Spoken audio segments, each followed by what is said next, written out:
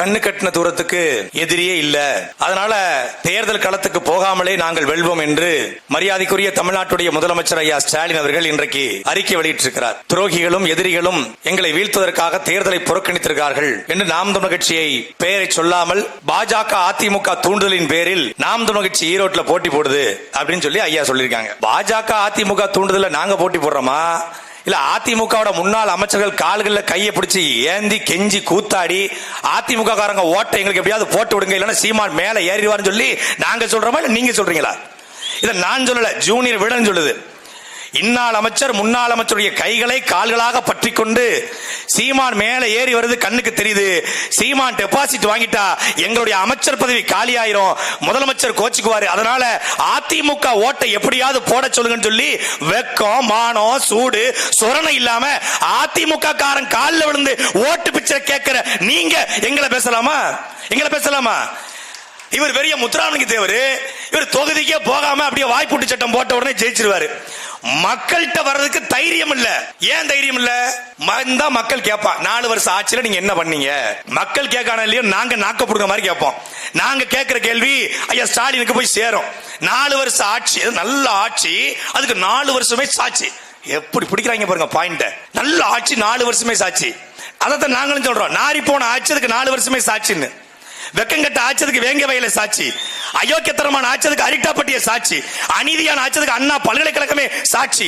ஒரு முதலமைச்சர் ஈரோடு ஒரு தொகுதியில இடைத்தேர்தல் நடைபெறுது, அவர் வரமாட்டாரா, அமைச்சர்மார்கள் போக மாட்டாங்களா? நாங்க போகாமலே ஜெயிச்சிடுறோம். பாத்துறீங்களா? போகாம ஜெயிக்கிறதுக்கு இல்ல, வந்து இந்த 4 வருஷத்துல இந்த மக்களுக்கு நாங்கள் என்ன செஞ்சிருக்கோம்னு சொல்லணும்ல. ஒண்ணும் சொல்ல முடியாது. அதிகபட்சம் என்ன சொல்லுவாங்க? மரியாதைக்குரிய நம்ம புரட்சி திராவிடர் அண்ணன் சத்யராஜ் அவருடைய அன்பு மகள் திவ்யா சத்யராஜ் அவர்கள் சொன்னது போல, எதுக்காக நீங்க திமுக போய் சேர்ந்தீங்கன்னு அவங்க கேட்கறாங்க. நான் உண்மையிலே வியந்துட்டேன். எனக்கு கூட திமுக ஜாயின் பண்ணணும்னு அந்த நொடி தோணுச்சு. ரொம்ப ப்ரௌட் மொமெண்டா இருந்துச்சு அது. அவங்க சொல்றாங்க, திமுக நான் ஒரு நியூட்ரிஷனிஸ்ட், நான் ஒரு உணவு பத்தி ஆராய்ச்சி பண்றவ, ஆரோக்கியத்துக்கு நான் ரொம்ப முக்கியத்துவம் கொடுப்பேன், திமுகவும் ஆரோக்கியத்துக்கு முக்கியத்துவம் கொடுக்கிற கட்சி, அதனால நான் திமுக சேர்ந்தேன். திமுக எப்படி என்ன ஆரோக்கியத்துக்கு என்ன முக்கியத்துவம் கொடுத்தாங்க? திமுக பாத்தீங்கன்னா காலை உணவாக மாணவிகளுக்கு குழந்தைகளுக்கு ஆரோக்கியமான உணவு கொடுக்கறாங்க, அதனால ஆரோக்கியத்துக்கு முக்கியத்துவம் கொடுக்க கட்சி, அதனால நான் திமுக சேர்ந்தேன். எது 5 நாள் போடுற காலை உணவுல 4 நாள் உப்புமா, அந்த உப்புமாவுல ஒரு நாள் அதுக்கு பேர் வச்சிருக்காங்க, இன்னொரு என்னக்கா போடும், அந்த ஒண்ணு உப்புமா கிச்சடி. உப்புமாங்கிறது தங்கச்சி, கிச்சடிங்கிறது அக்கா, 2 ஒண்ணுதான். உப்புமாங்கிறது இருக்கிறதுலயே மட்டமான கேவலமான உணவு. உப்புமா அது ரொம்ப தப்புமா. அந்த உப்புமாவை போடுறது அது ஆரோக்கியமான உணவா? இவங்க தேர்தல் அறிக்கையில காலை உணவாக நாங்க பள்ளி மாணவர்களுக்கு சத்தான பால் கொடுப்போம், முட்டை கொடுப்போம் அப்படின்னு சொன்னாங்க. இப்ப ஒரு மாட்டுக்கறி போடுறாங்க, ஒரு மீன் கொடுக்கறாங்க, ஒரு கோழி இறைச்சி கொடுக்கறாங்க, ஒரு முயல் கறி கொடுக்கறாங்க அப்படின்னு. ஆமக்கறி தடை, அதனால கொடுக்க முடியாது. இது கொடுக்கலாம், அது ரொம்ப சத்தான உணவு. எனக்கு சாப்பிட்டு தானே தெரியும், சாப்பிட்டு சொல்லி கேள்விப்பட்டிருக்கேன். அப்ப அந்த கறி கொடுக்கலாம். உப்புமா ஆரோக்கியமான உணவா? இந்த உப்புமாவை பார்த்துட்டு புரட்சி திராவிடர் மரியாதைக்குரிய அண்ணன் சத்யராஜ் மகள் திமுக சந்திரிச்சான். சென்னையில் இருக்கக்கூடிய முக்கியமான சதுப்பு நில ஏரியா இருக்கக்கூடிய மொத்த ஏரியும் ஆக்கிரமிச்சு அந்த ஏரியினுடைய 90 விழுக்காடு குப்பையாக மாத்தி வச்சுக்கிற திமுக ஆரோக்கியமான கட்சி என்று மரியாதைக்குரிய திவ்யா சத்யராஜ் சொல்றாங்க. தமிழ்நாடு முழுமைக்கு இருக்கக்கூடிய மலைகளை உடைத்து ஆத்து மணலை கொள்ளையடிச்சு ஆற்றை சாக்கடையா மாத்தி ஒட்டுமொத்த நாடையும் சாக்கடையா மாத்தி வைக்கிற திமுக ஆரோக்கியத்தை பெறுகிற கட்சியா?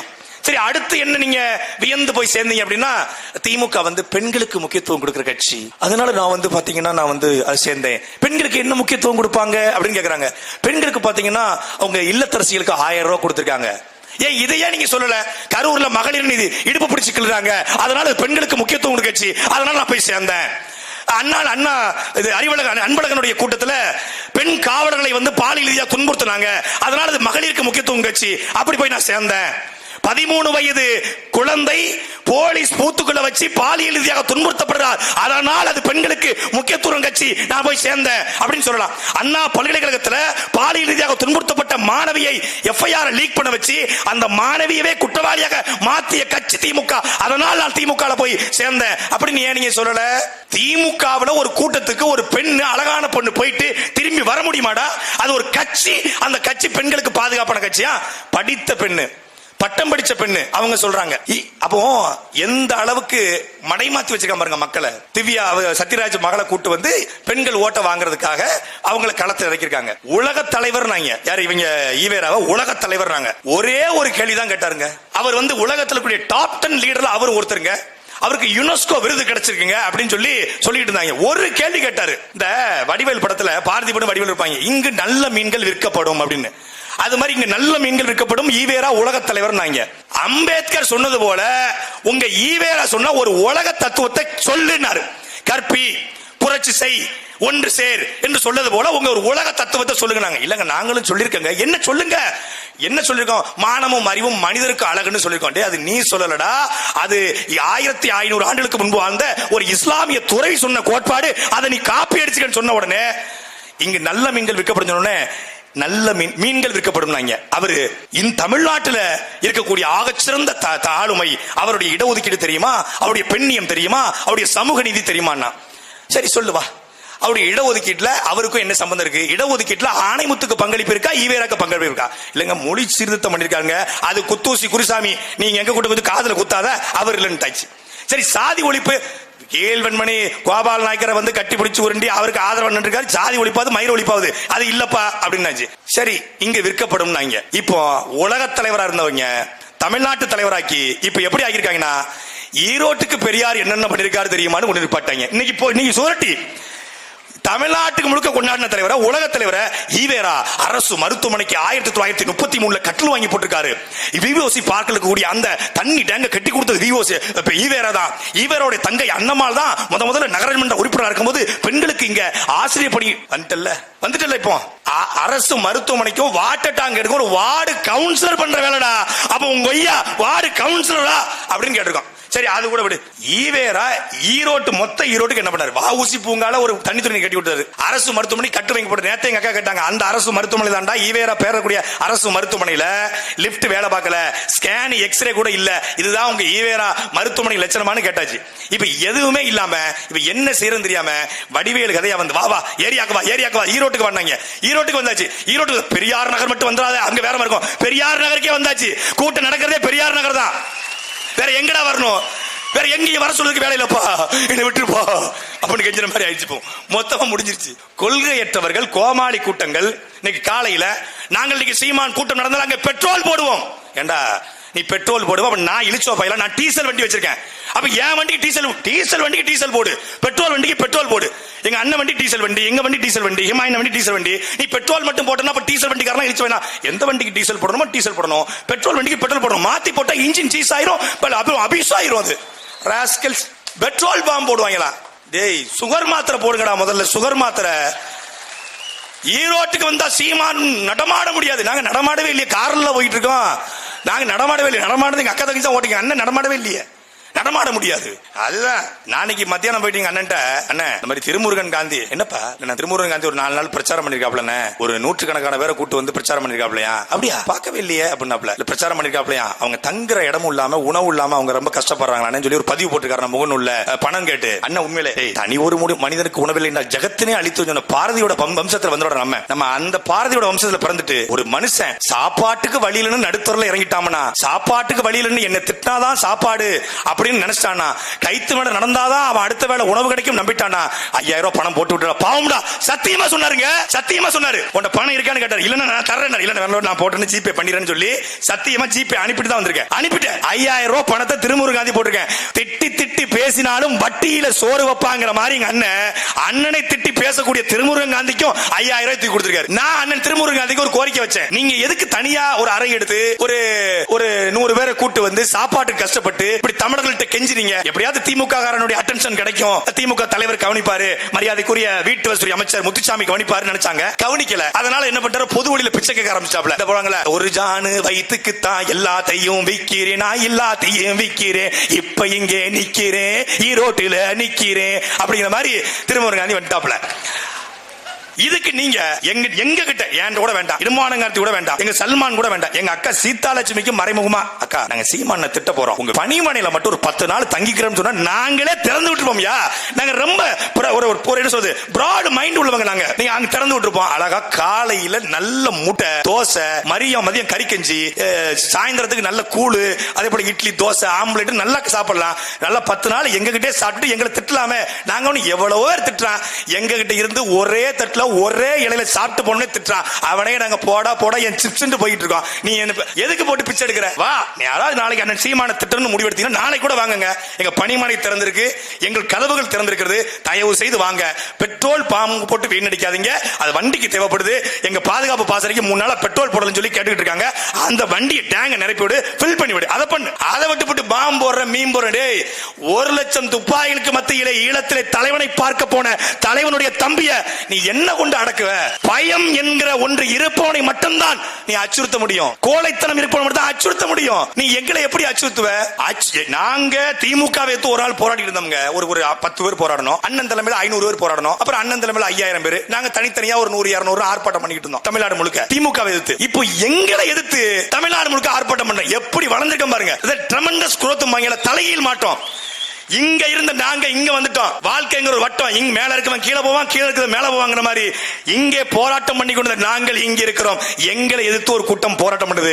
நாங்க கொள்ளையடிச்சோம்னு போராட்டம் பண்ணல, நாங்க ஆத்து மணல கொள்ளையடிச்சோம்னு போராட்டம் பண்ணல. கனிம வளத்தை கொள்ளையடிச்சாங்க, ஊழல் பண்ணிட்டாங்க, லஞ்சம் வாங்கிட்டாங்க, பண அபகரிப்பு பண்ணிட்டாங்க, அடி அமலாக்கத்துறையை ஏமாத்திட்டாங்க, வருமானத்துக்கு சுத்தி செஞ்சாங்கன்னு போராட்டம் பண்ணல. கொள்கை ரீதியாக எங்களை விமர்சனம் செய்யறான். இதுதான் எங்களுக்கு ரொம்ப பிடிச்சிருக்கு. I love this. கொள்கை ரீதியான விமர்சனம். வா, தர்க்கம் செய்யவா. அண்ணன் சீமான் தலைமையில ஒரு பெரிய கருத்தரங்க நிகழ்த்துவோம். நீ ஒரு 5 பேரை கூட்டு வா, நாங்க ஒரு 5 பேரை கூட்டு வரோம், விவாதிப்போம். பெரியாருடைய சமத்துவம், சமூக நீதி, இடஒதுக்கீடு, பெண்ணியம், மொழி பற்றி எல்லாத்தையும் விவாதிப்போம். விவாதிச்சு அன்னைக்கு ஒரு முற்றுப்புள்ளி வைப்போம். சும்மா வழக்கு போடுறது, கைது மிரட்டுறது, நீ வழக்கு போட்டு சிறைப்படுத்தினால் நான் சத்தியமா சொல்றேன், 2010 அண்ணன் சீமான் அவர்கள் ஜூலையில் தொடங்கி டிசம்பர் வரைக்கும் வேலூர் ஜெயிலில் இருக்கும்போதுதான் நாம் தமிழர் கட்சி 10 மடங்கு வளர்ந்தது. சத்தியமா சொல்றேன், அப்போதான் நாம் தமிழர் கட்சி வளர்ந்தது. தமிழ்நாடு முழுமைக்கும் செந்தமிழன் சீமான் கைதை கண்டிச்சு எல்லோரும் ஆர்ப்பாட்டம் போட்டோம், போராட்டம் பண்ணோம், ஆக்டிவா வேலை பார்த்தோம். இப்ப கூட எங்க அண்ணன் பேச்ச பல பேர் கேட்கறது இல்ல. கைது பண்ணி பாரு, மொத்த பாசமும் வெளியே வரும். பெரியார போட்ட போடுக்கே அண்ணன் மேல சின்ன சின்ன விமர்சனம் வச்சுக்கிட்டு, அண்ணன் மீது 1000 விமர்சனங்கள் இருக்கலாம், அது 1000 விமர்சனம் எதுன்னு ஒண்ணு சொல்லடா, ஒண்ணு சொல்ல மாட்டாங்க.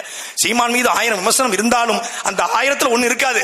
ஆனா 1000 விமர்சனங்கள் வெளியே நின்று அத்தனை பேரையும் ஒண்ணு சேர்த்திருக்கீங்க. சொல்ல போனா இந்த தீகா கும்பல், திராவிட கும்பல், பெரியார் கும்பல் பண்ண ஒரே ஒரு வேலை, நாம் தமிழர் கட்சியிலிருந்து கொஞ்சம் கொஞ்சமா வெளியேறி இருந்த மொத்த தமிழ் தேசியவாதிகளையும் ஒன்று சேர்த்ததுதான் இந்த திராவிட கும்பலுடைய வேலை. இன்னைக்கே பல பேர் வர வேண்டியது, நாளைக்கு வருவாங்க, நீங்க பாப்பீங்க. இந்த தேர்தல்ல பெரியார போட்ட போல ஏர்போர்ட் மூர்த்தி என்ன, எங்க அண்ணன் அதியமானு, தீரன் திருமுருகன் இப்படி வந்திருக்காங்க. நீ இன்னும் போட போட போட மொத்த தமிழ் தேசியவாதிகளும் தேர்தல் பாதை திருடர் பாதைன்னு சொல்றீங்க ஐயா. மணியரசன் ஐயாவே அடுத்த முறை ஓட்டு கேட்டு வருவாரு. இவங்களை ஒழிக்கணும்னா ஒரே வழி என் மகன் சீமான் என்பதில் எந்த தமிழனுக்கும் தமிழ் தேசியவாதிகளுக்கும் மாற்று கருத்து இருக்க போறதில்லை. அதனால தமிழர் கூட்டத்தை இந்த திராவிட கூட்டம் ஒன்று சேர்க்குது. 14 ஆண்டு காலமாக மண்ணுக்காகவோ மக்களுக்காகவோ நடந்த ஒரு பிரச்சனையும் ஒரு போராட்டம் கலந்து கொள்ளாத இந்த கூட்டம் எங்களை எதிர்த்து போராடுகிறது. நாங்கள் மண்ணுக்காக மக்களுக்காக நிற்கிறோம். ஈரோட்ல சீதாலட்சுமி வென்றால் என்ன செய்வாங்க? ஒன்னே ஒண்ணு நடக்கும். ஈரோட்டு மஞ்சள் வியாபாரம் கொங்கு வேளாள கவுண்டர்களிடமும் முதலியாளர்களும் கட்டுப்பாட்டிலும் முழுமையா வரும். இது சத்தியம். தமிழ் சாதிட்டு வரும். ஈரோட்டுடைய நெசவு தொழில் தமிழ் சமூகத்தில் வரும். மரியாதைக்குரிய திமுக வேட்பாளர், அவர் பெயரை நாங்கள் சொல்ல விரும்பல, நான் இதை நான் வெறுக்கிறேன், அருவருக்கிறேன். ஏன்னா அவர் சொல்றாரு, நான் நாம் தமிழர் கட்சி எனக்கு போட்டியாவே கருதல, அதை நான் அருவருக்கிறேன். எவ்வளவு வஞ்சம், எவ்வளவு வன்மம், எவ்வளவு கொடூர புத்தி, எவ்வளவு ஒரு கீழ்த்தரமான எண்ணம். ஜனநாயகத்துல எதிர்த்து நிற்கக்கூடிய ஒரு கட்சியினுடைய வேட்பாளரை நான் அவமானமா கருதுறேன், நான் கீழ்த்தரமா நினைக்கிறேன், எனக்கு போட்டியா கருதுறேன். நீ என்ன மீன் பண்ற? நாங்க என்ன வடநாட்டில இருந்து வேட்பாளர் இறக்கிருக்கோமா, இல்ல ஓங்கோல இருந்து கூட்டு வந்திருக்கோமா, இல்ல கர்நாடகா இருந்து கூட்டுமா? இந்த மண்ணின் மகள் சுப்பாராயனுடைய பேத்தி, தீரன் சின்னமலையின் பேத்தி, இந்த மண்ணின் மகளை நீ எப்படா அவமானம் சொல்லுவ, எப்படி அசிங்கம் சொல்லுவ? அப்ப உனக்கு எவ்வளவு நெஞ்செழுத்து இருக்கும்? இந்த மண்ணினுடைய பூர்வகுடி மகளவள். இந்த தெருவில் இருக்கக்கூடிய அத்தனை தெருக்களையும் வீதிகளையும் எங்க சாக்கடை பிரச்சனை, எங்க மழைநீர் பிரச்சனை, எங்க குப்பை தொட்டி பிரச்சனை, எங்க லாட்டரி விற்கிறான், எங்க மதுபானத்தை வச்சு மக்களை சீரழிக்கிறான், எந்த பள்ளிக்கு பிரச்சனை, எல்லாம் எங்கள் அக்கா சீதாலட்சுமி. உனக்கு தெரியுமா? உனக்கு என்ன தெரியும்? இந்த மண்ணில் விஜயகாந்த்ங்கிற ஒரு மனிதனுக்கு துரோகம் செய்து விட்ட அவருடைய முதுகுல குத்துன துரோகி நீ எங்களை பத்தி பேசலாமா? எங்களை பேசலாமா? ஒரு அயோக்கியத்தனமான அரசியலை கட்டமைக்கிறது இந்த திமுக. அந்த திமுகவிடமிருந்து ஒரு மாற்று ஏர்போர்ட் முடிச்சு கூட சொன்னாங்க, இந்த ஒரு வருஷத்துல ஓட்டு போட்டா என்ன பெரிய கிளர்ச்சியும் புரட்சியும் ஏற்படுத்துவீங்கன்னு. நீங்க போட்டு பாருங்க. அண்ணன் சீமான் மேடையில பேசுவதை இந்த ஓராண்டு சட்டசபையில பட்ஜெட் போடுவான்ல, அந்த பட்ஜெட்ல சீதாலட்சுமி உள்ளே இருந்தால் பட்ஜெட் நாறு நாரா கிளிய வைப்போம். ஒரு மகளுக்கு ஓட்டு போடுங்க. நீங்க ஸ்டாலினுக்கு ஓட்டு போடுறதுனாலயோ உதயசூரனுக்கு ஓட்டு போடுறதுனாலயோ எந்த மாற்றமும் ஏற்பட போறதில்ல. சந்திரகுமார் இன்னொரு எம்எல்ஏ, எக்ஸ்ட்ரா எம்எல்ஏ, அவ்வளவுதான். எம்எல்ஏ அவருக்கு ஒரு இடம், அவ்வளவுதான்.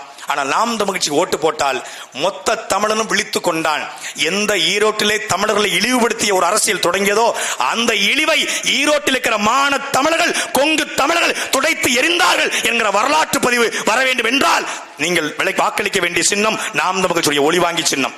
அன்பிற்குரிய மக்களே, இது ஒரு இறுதி வாய்ப்பாக நான் வந்திருக்கிறோம். நாங்க ஓட்டை பிரிக்கிறதுக்கோ டெபாசிட் வாங்குறதுக்கோ இல்ல எங்களுடைய இருப்பை தக்க வைப்பதற்கோ இல்ல நாங்க வளர்ந்துகிட்டு இருக்கோம் காட்டுறதுக்காக இந்த தேர்தலை போட்டி போடல. உண்மையிலே பிச்சை எடுத்து எங்கள் சொந்த பணத்தை போட்டு, ஊழல் பணத்தை போட்டு நாங்கள் வாக்குகளை, எங்கள் சொந்த பணத்தை போட்டு இந்த மக்களுக்காக நிக்கிறோம். எங்களுக்கு வளர்வது டெபாசிட் வாங்குவது இலக்கல்ல. இந்த 4 ஆண்டாளாக திமுக என்கிற இந்த கட்சி தமிழ்நாட்டை நாசமாக்கியிருப்பதற்கு ஒரு சான்றாக இந்த தேர்தல் அமைய வேண்டும். அதற்கு ஒரு வெற்றி தேவைப்படுகிறது. அந்த வெற்றியை நீங்க வழங்குங்கள். வெற்றி கிடைக்கும்னு அவனுக்கு தெரிஞ்சிருச்சு. உளவுத்துறை ரிப்போர்ட் படியே முத்துச்சாமிக்கு போன ரிப்போர்ட் படு பயங்கரமான ரிப்போர்ட். அதனாலதான் 300 ரூபாய் இப்ப 1500 ரூபாய் மாறி இருக்கு. 3 தாள் மாறிடுச்சான். 300 தான் கொடுக்கிற திட்டம் இப்ப 1500 ரூபாய் மாறி இருக்கு. மொடக்குறிச்சியில உட்கார்ந்துகிட்டு செந்தில் பாலாஜியோட இன்ஸ்ட்ரக்ஷன் மூலியமாக நடந்துகிட்டு இருக்கான். உள்ள வரமாட்டார் அவரு, படுத்துக்கிட்டு ஜெயிப்பார்ல முத்துராமலிங்கத்தவர், வெளியே எதிர்த்து வேலை செய்யறாப்ல. 1500 3000 இல்ல 30,000 கொடுத்தாலும் 3 லட்சம் கொடுத்தாலும் மான தமிழர்களுடைய வாக்கை எவனும் வாங்க முடியாது என்கிற நிலையை இந்த ஈரோடு களத்திலே உருவாக்குங்கள். போன முறை கைக்கு, இந்த முறை மைக்கு. நன்றி, வணக்கம்.